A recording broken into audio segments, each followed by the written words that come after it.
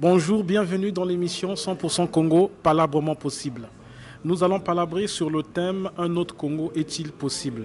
Mon invité, c'est M. Sosten Samba, qui n'est plus à présenter.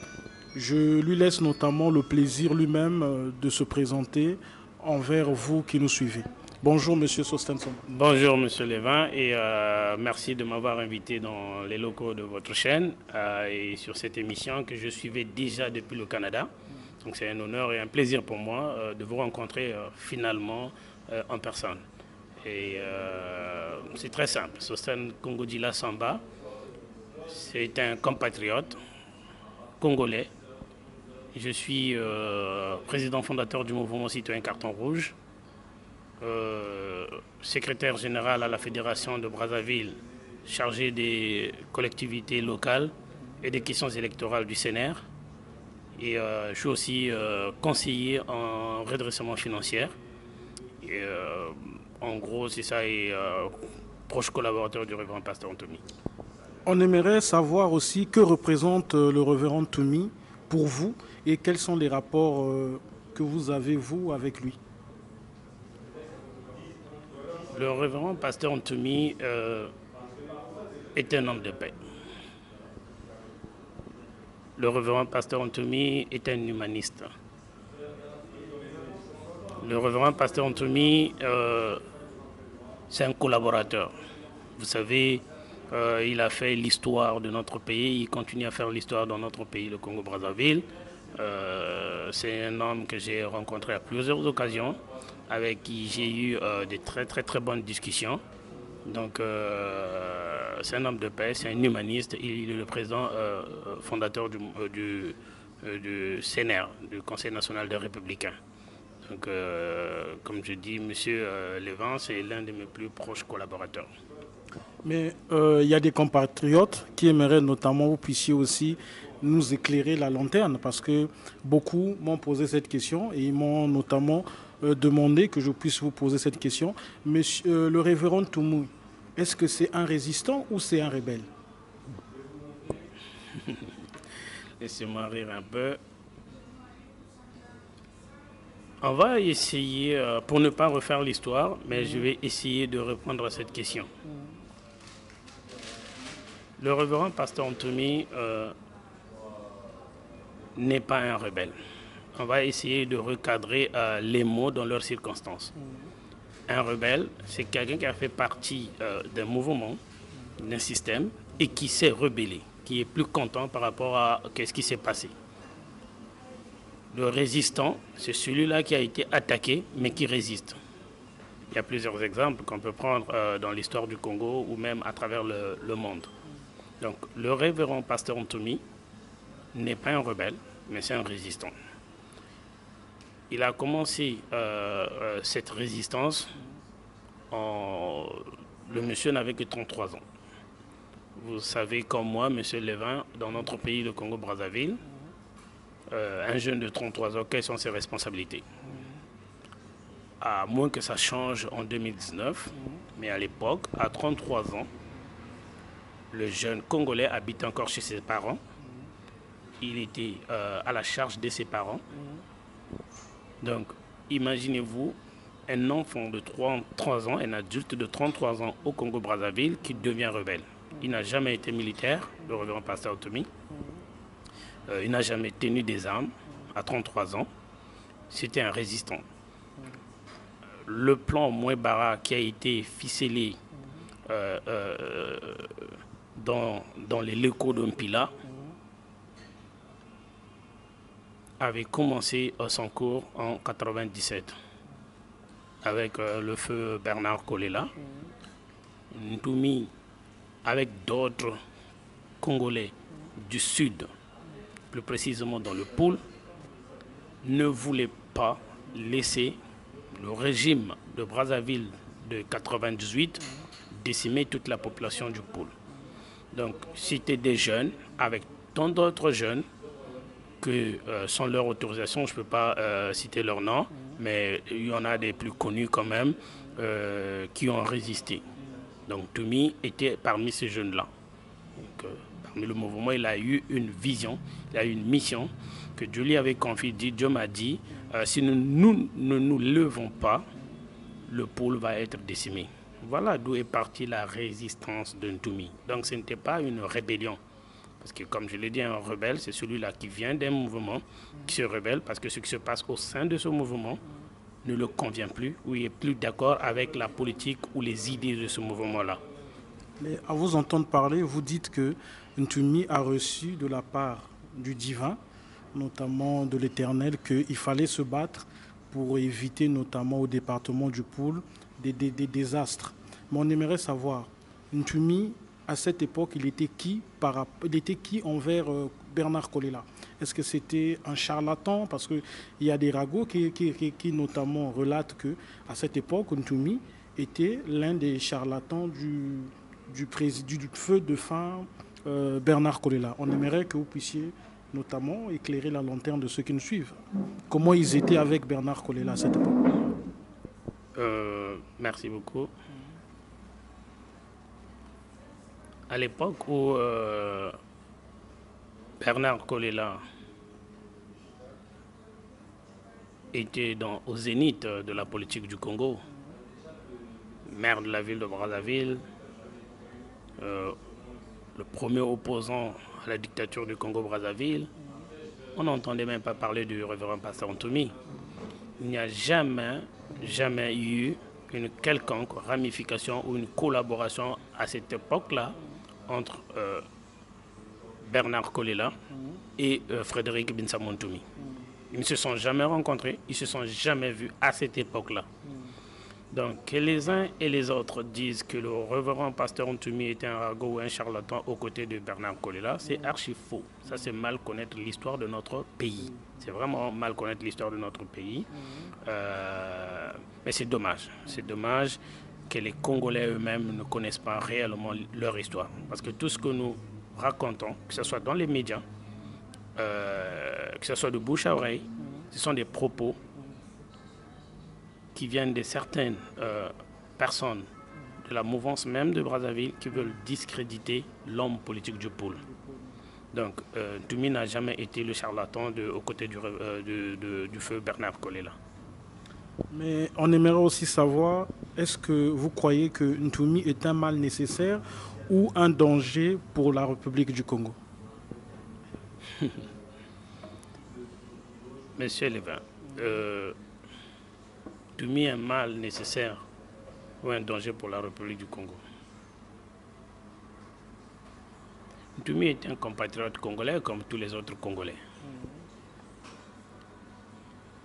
J'ai eu la chance de le rencontrer, cet homme que certains ont dépeint d'une mauvaise manière. Il ne peut pas représenter un danger pour le Congo ni pour le pôle. Ntoumi n'a pas d'armes et il n'en avait pas non plus à 33 ans. La seule personne qui incarne le danger au Congo-Brazzaville, c'est celui-là qui a des armes, qui a l'armée avec lui, qui peut décider ou qui peut souffler le chaud et le froid en même temps. Mais Ntoumi n'a pas le monopole de la paix ou de la guerre au Congo-Brazzaville. Donc il ne représente aucunement un danger pour le Congo-Brazzaville. Aujourd'hui, nous avions comme vu, aujourd'hui, nous avons remarqué qu'il y a une certaine tendance de l'opposition locale qui parle en mal du révérend pasteur Ntoumi. C'est ce qui crée un peu l'ambiguïté dans la tête de la population. Et nous savons ces gens-là c'est qui. Donc ce n'est pas un mal pour le Congo-Brazzaville et il n'a pas le monopole de la paix ni de la guerre au Congo-Brazzaville. C'est un citoyen comme tout d'autres qui a ses responsabilités, qui a ses devoirs et qui mène bien sa vie paisiblement. Il y a eu notamment des atrocités guerrières dans le Poul et aujourd'hui il y a un cessez-le-feu dans ce département. Mais est-ce que vous croyez à la sincérité du révérend Ntoumi de pouvoir se battre pour que la paix soit pérenne dans ce département? Je salue déjà l'idée de cette paix parce que, Monsieur Levin, je me suis battu. Je me suis battu corps et âme pour cette paix, pour qu'il y ait dialogue dans le pool. Au niveau du Canada où je réside, où je suis basé, nous avions, avec le mouvement Citoyen Carton Rouge, essayé de faire bouger les lignes. Le mouvement Citoyen Carton Rouge et moi-même, qui suis son président fondateur, nous avions vu des institutions au Canada et aux États-Unis pour qu'il y ait dialogue. Je suis le chef de file de l'opposition congolaise en Amérique du Nord, le Canada et États-Unis confondus. Tous ceux qui font de la politique actuellement au Canada, aux États-Unis, m'ont côtoyé de près ou de loin et ont été membres du mouvement Citoyen Carton Rouge. Les images sont là. Donc, le dialogue, la paix, oui, nous la voulons, et cette paix, elle est sincère. Ce n'est pas M. Ntoumi qui va décider si c'est une paix durable ou pas, ou cela doit se pérenniser. La seule personne qui peut le faire, c'est le président de Sassou Nguesso. C'est lui qui a le monopole de la paix. Je suis un opposant, je fais partie de l'opposition constructive. Quand il y a eu la guerre dans le pôle, j'ai appelé les deux partis, donc le révérend pasteur Ntoumi, le président de la République, à aller au dialogue, faire la paix. J'étais le seul opposant à cette époque-là d'appeler au dialogue, et le premier. Si vous regardez les conférences ou les vidéos que j'ai déjà faites, il y en a d'autres qui ont dit que lui, il avait bouffé de l'argent. Mais nous sommes arrivés là, la paix était là, la paix est là. Donc la seule personne, si cette paix doit se pérenniser, c'est le président de la République. Si cette paix va connaître des troubles et des hauts et des bas, c'est le président de la République. Le révérend pasteur Ntoumi n'a rien à voir là-dessus. Mais on aimerait aussi savoir, est-ce que dans le pool, il y a un problème de leadership?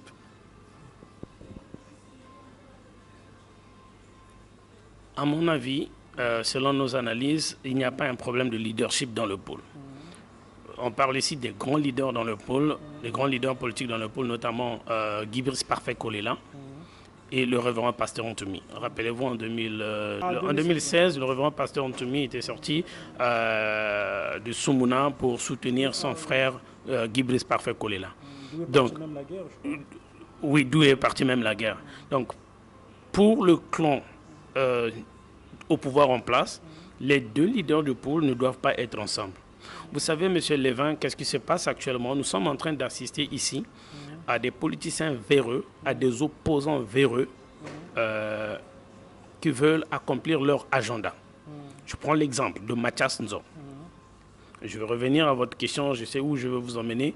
Je vais aussi demander aux téléspectateurs, ceux-là qui auront l'occasion de regarder cette vidéo, de faire attention à ce que je vais dire maintenant.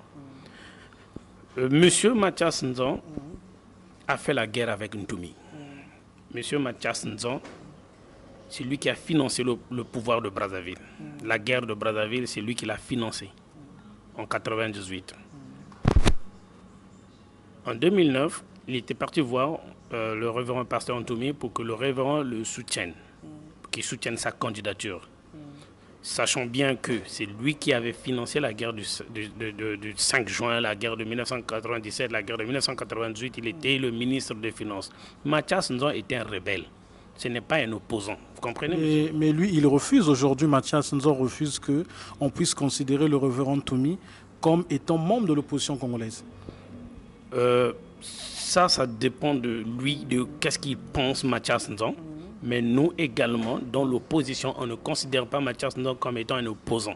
Mathias Nzo est un rebelle. Pourquoi? Il a fait partie du système Sassou Nguesso. Ce n'est pas parce que quand tu es au pouvoir, tu n'es pas opposant, mais quand Mathias Nzo a été éjecté de son fauteuil, il devient opposant. Donc ça, c'est un rebelle. C'est quelqu'un qui s'est rebellé parce que tout simplement, il avait perdu son fauteuil. Vous comprenez? C'est là toute la différence entre le révérend pasteur Ntoumi qui n'a jamais travaillé à l'époque avec M. Denis Sassou Nguesso et Mathias Nzo qui a travaillé avec Sassou Nguesso et qui est passé à l'opposition tout simplement parce qu'il était frustré. C'est ça la rébellion. Tous les membres qui ont constitué le FROCAD hier ont travaillé tous avec Sassou. C'est des rebelles. Tout simplement, ils avaient perdu leur poste. Que ce soit Mounarik, Mathias Nzon, aujourd'hui on a parlé de Mokoko, de Okombi Salissa, tout ce monde-là, c'est des rebelles. Donc eux, ils se rebellent face à un système qui est despotique. Qu'ils ont eux-mêmes créé, parce qu'ils sont à l'origine de ce système-là. C'est eux qui ont créé Sassou Nguesso. C'est Mathias Nzon qui a financé la guerre de 1997. C'est Mathias Nzon qui était le financier en 1998.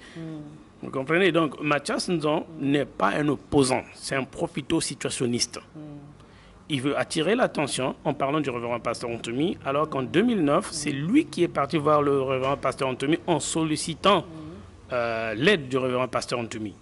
Donc c'est là, les propos de Mathias Nzon nous emmènent à croire et à dire que eux, les hommes du Nord, ceux-là qui hier travaillaient avec Sassou Nguesso et qui ont été éjectés de leur pouvoir par la suite, qui sont devenus des opposants, ont un agenda caché. Ils voulaient utiliser les leaders du pôle, notamment Guibris Parfait Kolela, le révérend pasteur Antoumi, pour asseoir leur agenda. Et comme cela n'a pas marché, Mathias Nzon sort des propos que nous avions entendus quand il est passé dans une des chaînes ici dans la diaspora. Donc, il n'y a pas de guerre de leadership dans le pôle. Ces deux grands leaders que nous avions dans le pôle, Guibris Parfait Kolela et le révérend pasteur Antoumi, qui travaillent, chacun a sa vision de voir les choses, mais les deux travaillent pour la population du Congo, pour le bien de la population du Congo. On aimerait aussi savoir, est-ce que le salut du Congo peut-il venir du révérend pasteur Antoumi? Si oui, comment et pourquoi? Écoutez, le salut du Congo peut venir de n'importe quel Congolais. Ça peut venir de toi, ça peut venir de moi, ça peut venir du révérend pasteur Antoumi s'il s'implique dans ça. Et comme il a su le faire tout le temps. Ce que nous voulons au Congo actuellement, c'est la paix, premièrement. Et nous voulons qu'il y ait, que cette paix se pérennise afin que ceux qui veulent être des candidats à une quelconque élection présidentielle le fassent avec dignité, avec confiance et sans craindre quoi que ce soit. Quelle est ta vision pour le révérend pasteur Antoumi? Écoutez, le révérend pasteur Antoumi est le président fondateur du CNR. Il est toujours président jusqu'à preuve du contraire. Je l'avais dit en amont que c'est un homme, c'est un humaniste. C'est un humaniste, c'est un homme de paix. Et nous sommes en très bons termes en tant que collaborateurs. Ce qu'il veut du Congo, c'est la paix et le développement de ce pays-là. Il y a eu notamment dans l'actualité politique de notre pays, à un moment où le CNR a été suspendu, dans la considération notamment de notre pays comme étant un parti politique. Aujourd'hui, ces mêmes autorités réintègrent encore ce parti dans le processus partisan de notre pays. Mais on aimerait savoir, qu'est-ce que vous pensez concrètement, puisque l'actualité aussi aujourd'hui, ce sont les élections 2021, j'allais dire, excusez-moi, 2021. Vous qui, hier, on vous avait effacé de la liste des partis politiques du Congo, aujourd'hui, on vous réintègre dans cette liste-là. Qu'est-ce que vous pensez de l'avènement de ces élections-là, présidentielles ou législatives?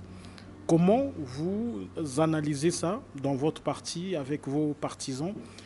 Comment vous préparez à ce moment qui sont très historiques pour notre pays?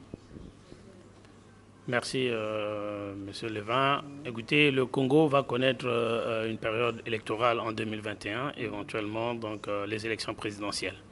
Le CNR, à date, n'a pas un candidat à ces élections présidentielles-là. Pour ma part, je considère actuellement que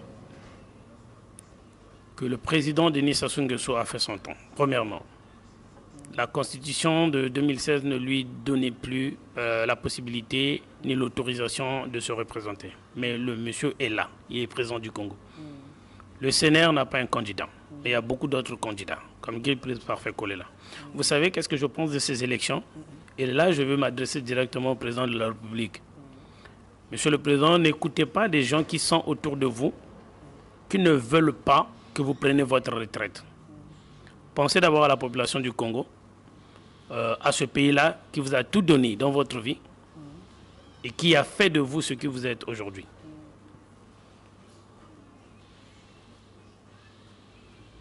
Ce que je pense des élections en 2021, notre pays actuellement est divisé. Qu'on ne vous trompe pas, le pays est divisé. L'homme du Sud pense que les Mboshi, les hommes du Nord, sont en train de dilapider le pouvoir ou les richesses du pays. Et moi, je dis c'est archi faux. Ce n'est pas tous les Mboshi qui profitent. Ce n'est pas tout l'homme du Nord qui profite de ça. C'est un clan. Oui, peut-être qu'ils sont Mboshi, mais il y a des Téké, il y a des Lari là-dedans aussi. Donc, ce n'est pas les Mboshi. Il faut qu'on enlève un peu cet amalgame-là, que les gens pensent que ce sont les Mboshi seulement qui bouffent l'argent là-bas. Donc, c'est un système, c'est un clan, le Sassou et ses amis. Je demande au président de la République, Denis Sassou Nguesso, s'il est le président de la République, s'il veut la paix au Congo-Brazzaville, vous savez quoi? Qu'il laisse la place à Guy Brice Parfait Kolela.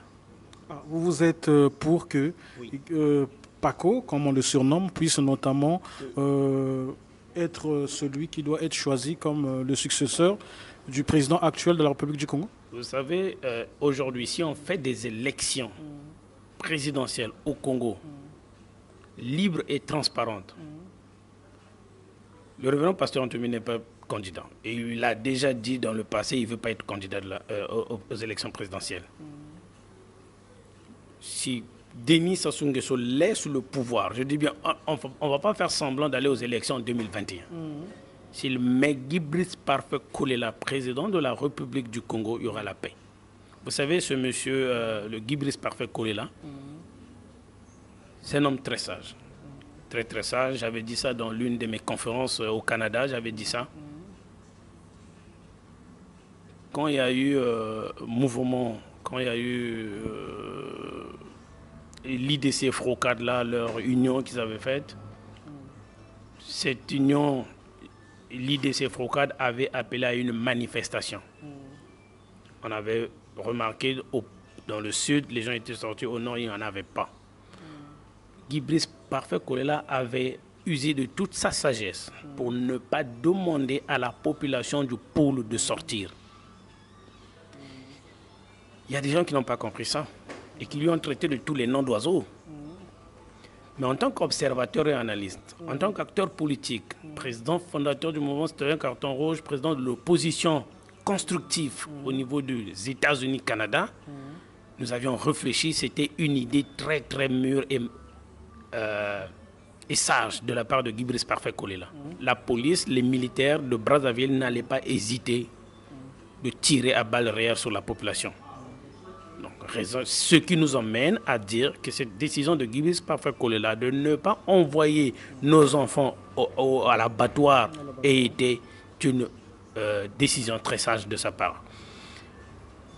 Si nous faisons des élections présidentielles au Congo-Brazzaville libres et transparentes, Guy Brice Parfait Kolela va l'emporter. Donc c'est pourquoi nous demandons à M. Denis Sassou Nguesso, si vous voulez que le Congo retrouve sa sérénité, la paix, l'unité nationale, ne faisons pas semblant. Donne le pouvoir à Guy Brice Parfait Kolela, le Congo va retrouver sa paix et l'unité nationale. Je connais la moralité de cette personne-là.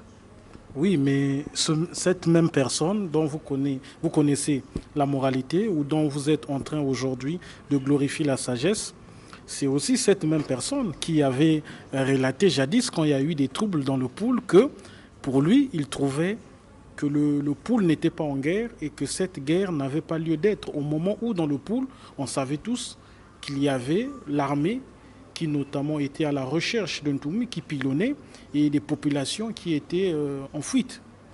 Effectivement, monsieur Lévin, c'est ça qui m'emmène à dire qu'il y a un agenda caché. C'est-à-dire que dans les politiques de notre pays, oui, Paco l'avait dit, et c'est normal, parce que la police, l'armée étaient présents jusqu'à aujourd'hui. Et pourtant, nous avions signé des accords de paix et de cessation des hostilités.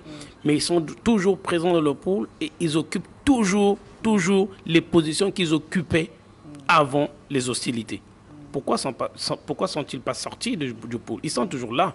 Donc cette guerre n'avait pas son lieu d'être. Et j'avais dit dans la question précédente, c'est le président de la République qui souffre le chaud et le froid. À votre avis, monsieur Lévin, qu'arrivera-t-il à un juge qu'on envoie dans une prison où la moitié des prisonniers a été envoyée par lui? Vous comprenez? Je comprends. Il a raison de le dire. Il y a juste des gens qui analysent mal. Il y a des profito-situationnistes. Je prends le cas de Mathias Nzon, qui hier travaillait avec le pouvoir, mais qui a été déçu à un certain moment et qui est devenu opposant. Mais ce n'est pas un opposant. Qui hier, en 2009, il a fait 3 tours à Soumouna juste pour aller pleurer sous l'épée du révérend pasteur Ntoumi, que le révérend pasteur Ntoumi puisse l'accompagner, puisse l'aider à accéder à la magistrature suprême. Le révérend pasteur Ntoumi avait dit non. C'est en 2016, quand le révérend pasteur Ntoumi soutient Parfait Kolela, vous avez vu, il est passé dans Ziana TV ici à Paris, de raconter de n'importe quoi au nom du révérend pasteur Ntoumi, au nom de Guy Brice Parfait Kolela. Donc pour Mathias Nzon et son clic, pour Mathias Nzon, il voulait utiliser Guy Brice Parfait Kolela, d'abord les opposer entre eux avec le révérend pasteur Ntoumi et utiliser le révérend pasteur Ntoumi pour accéder au pouvoir. Une fois arrivé au pouvoir, ben il allait peut-être chercher l'époux sur la tête du révérend pasteur Ntoumi. Mais nous avions compris leur jeu. Nous avions compris leur jeu. Donc c'est en comprenant le système Mathias Nzon qui aujourd'hui serait dit, mais nous savions que le révérend pasteur Ntoumi ne sera pas à Brazzaville. Il est passé sur Ziana TV. Cette chaîne-là dont j'ai eu des informations qui travaille pour la DGST. Parce que j'avais demandé à Ziana TV, effectivement, Mathias Nzon est passé sur votre chaîne, il a parlé du révérend pasteur Ntoumi, il a parlé de Guy Brice Parfait Kolela. D'après vous, pourquoi Mathias Nzon parle seulement de Guy Brice Parfait Kolela et du révérend pasteur Ntoumi? D'après vous, pourquoi? Pourquoi il n'a pas parlé de Moukoko? Pourquoi il n'a pas parlé de Okombi? Peut-être c'est pour les diaboliser. Hein. C'est tout simplement ça. C'est pour les diaboliser. Donc, il parle de 2 leaders que nous avions dans le pool en disant qu'ils ne vont pas accéder à la magistrature suprême. Et c'est lui, Mathias Nzon, qui va accéder. Alors que lui, il a fait la guerre avec Ntoumi en 1998. Mathias Nzon a fait la guerre avec Ntoumi. C'est lui qui a installé Sassou Nguesso au pouvoir en 1998, Mathias Nzon. Est-ce que vous pensez que cette personne peut dire du bien du révérend pasteur Ntoumi? Non. Est-ce qu'il peut dire du bien de Guy Brice Parfait Kolela? Je ne crois pas. Donc, c'est maintenant à la population du Poul, à la population du Sud, aux Congolais d'être très sages, parce qu'il est en train de s'aimer l'ambiguïté dans la tête des Congolais. Vous comprenez? Ziana TV, c'est une chaîne qui travaille avec la DGST. Il choisit les opposants, il choisit des gens avec qui il va parler, mais il ne veut pas affronter la vérité en face. Parce que je l'ai appelé à plusieurs reprises, je lui disais que je vais venir ici. Tu es un grand journaliste, Lévin. L'arbre à palabre, je te respecte énormément parce que quand je vous ai appelé, tout de suite, vous avez dit, Monsieur Sostène Samba, vous êtes un grand leader politique, venez, on va faire l'émission. J'ai appelé Ziana TV, Sir Makosso, en lui disant la même chose. C'est toi qui avais reçu. Le 26 juin, il reçoit Mathias Nzon. Le 7 juillet, il reçoit 2 autres gars qui viennent toujours parler du mal des leaders du pool. Vous comprenez? Donc, Ziana TV joue un jeu très risqué et méchant. Donc, il choisit les gens qui viennent pour insulter les leaders du pool et il ne veut pas que ces mêmes leaders du pool-là, que leurs représentants prennent la parole sur sa chaîne. Donc, Ziana TV, c'est une chaîne qui travaille avec le pouvoir de Brazzaville. Il est entretenu par certains opposants qui font le jeu du pouvoir de Brazzaville. Ces opposants-là, qui ont un double agenda, mais qui n'ont pas réussi à manipuler les leaders du pôle, aujourd'hui qui passent sur cette chaîne bidon, Ziana TV, pour venir diaboliser Guy Brice Parfait Kolela et le révérend pasteur Ntoumi. Mais nous avions compris leur jeu. Il y en a plein comme ça. Il y en a plein comme ça, des opposants profito-situationnistes et des chaînes de télévision ici dans la diaspora, surtout en France, qui travaillent avec le pouvoir de Brazzaville. Dans Ziana TV, ils travaillent avec le pouvoir de Brazzaville. Nous avions su ça. Nous avions su ça. Ces opposants-là viennent par exemple à Paris et nous n'avions jamais vu Mathias Nzon ou le chef de l'opposition congolaise qui est Tati Mabiala ait été reçu à l'Élysée ou à Matignon ou au Quai d'Orsay. Et pourtant, dans d'autres pays, nous voyons bien ces opposants-là qui sont reçus par Macron aujourd'hui. Vous comprenez? Donc, ils peuvent peut-être être reçus officieusement, mais officiellement, nous n'avions jamais vu ni Mathias Nzon, ni un des opposants congolais être reçus ici par les officiels, officiellement à Paris. Vous comprenez? Donc, ils arrêtent de diaboliser l'homme du pool, les leaders du pool. Mais nous avions compris leur jeu. Et on ne se laissera plus berner comme ça. Le peuple n'est pas dupe.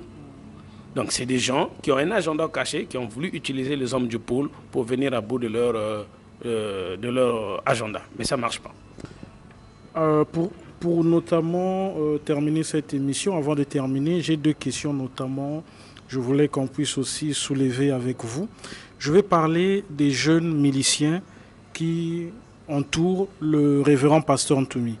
Il y en a pêle-mêle, il y a le général Vagaro, il y a Capo, etc., etc.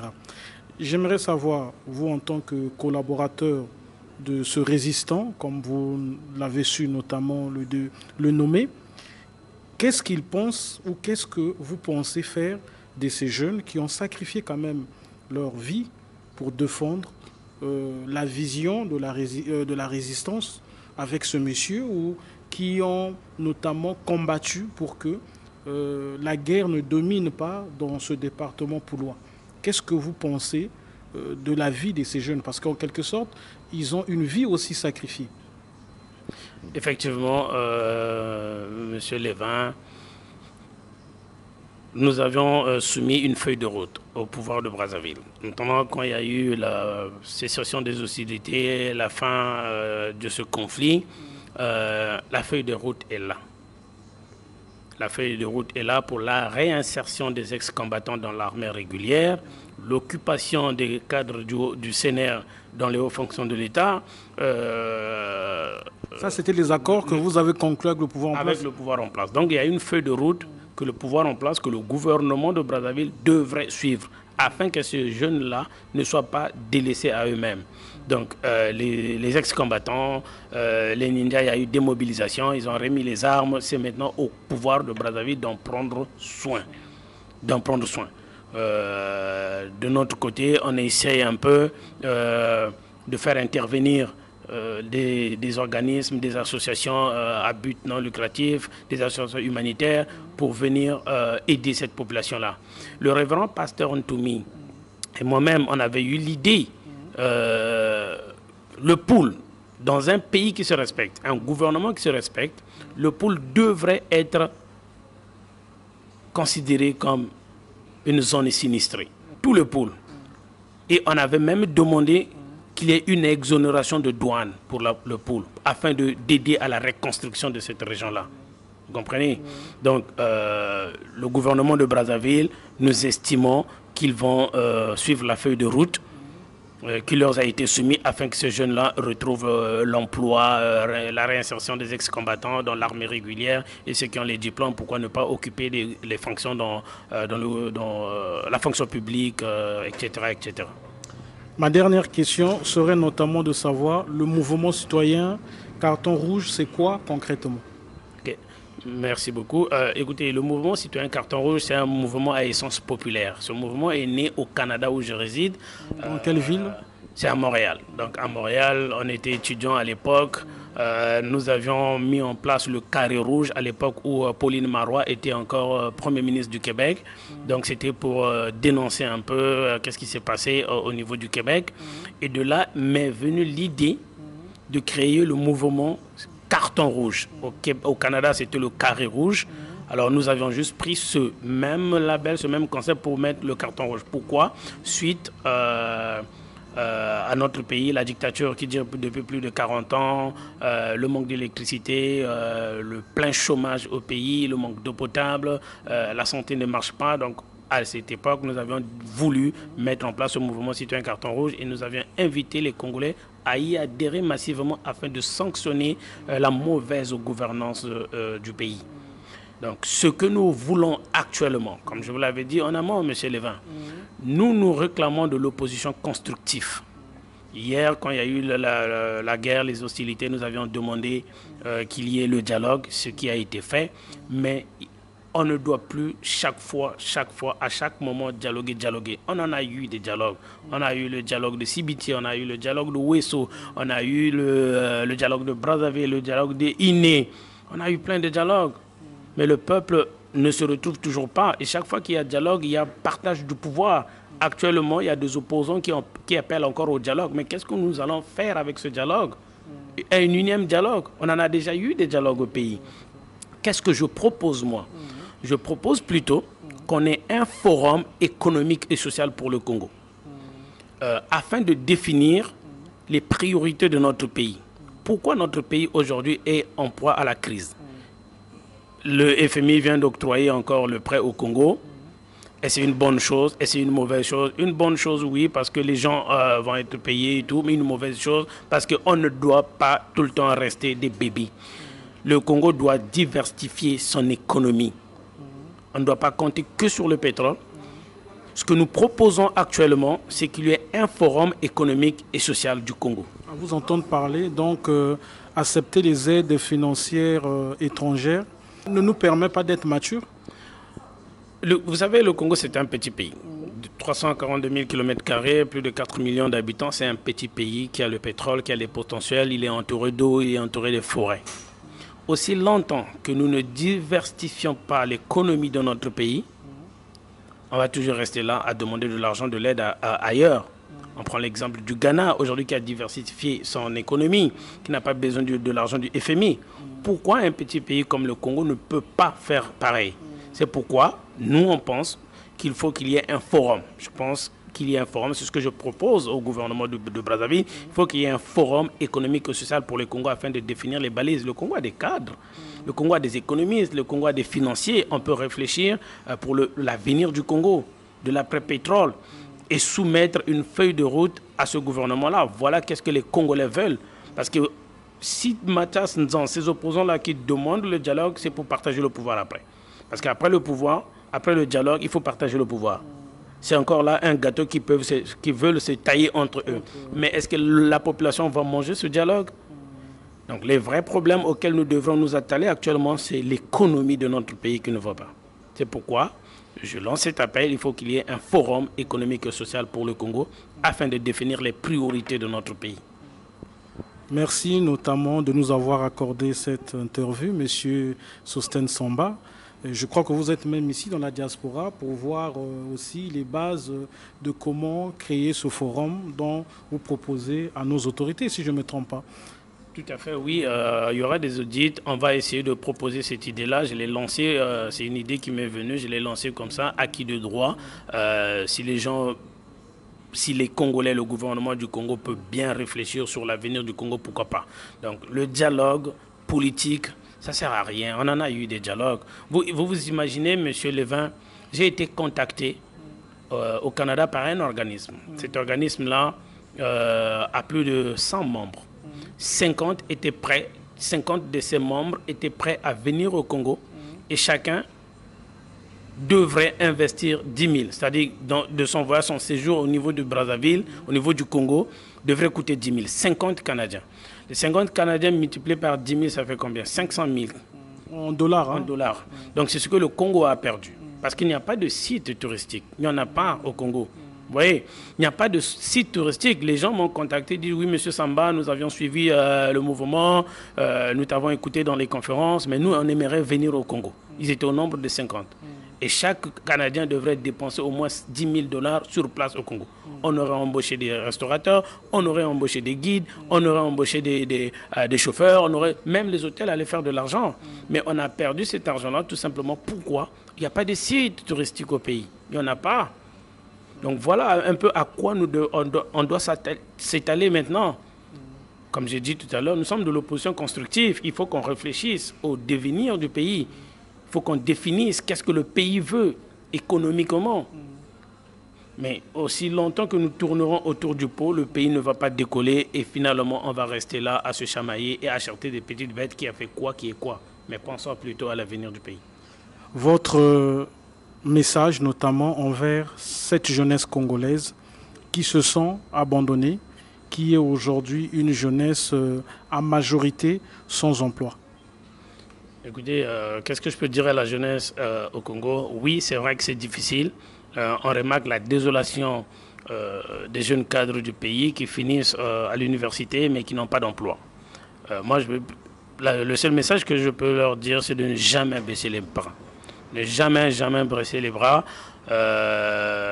Tout est mouvement, tout est changement. Le pays ne restera pas éternellement comme ça. Il y aura le plein emploi au Congo parce que nous sommes un petit pays. On n'est pas nombreux. Et le Congolais mérite mieux que ça. Donc, soyez sûrs que le pays va changer. Mais que le pouvoir de Brazzaville, le gouvernement de Brazzaville doit prendre ses responsabilités afin de diversifier l'économie, afin qu'il y ait des audits, le forum économique social pour le pays et que ces jeunes-là retrouvent vraiment le goût de vivre encore de ce pays. Puisque nous remarquons aujourd'hui la fuite des cerveaux. Nous avions des cadres au pays, mais qui immigrent à l'extérieur. Pourquoi? Parce qu'il n'y a pas la stabilité politique au pays, il n'y a pas la stabilité économique au pays, il n'y a pas la stabilité sociale au pays. Mais qui peut garantir cela? C'est le pouvoir en place. Donc, asseyons-nous, qu'on ne nous parle pas de dialogue politique, mais qu'on nous parle vraiment d'un forum économique et social afin de définir les priorités pour notre pays. Merci, Monsieur Sostène Samba, président fondateur du mouvement citoyen Carton Rouge. Sur ce, je vous dis à la prochaine émission où il y aura une nouvelle thématique et une nouvelle thématique.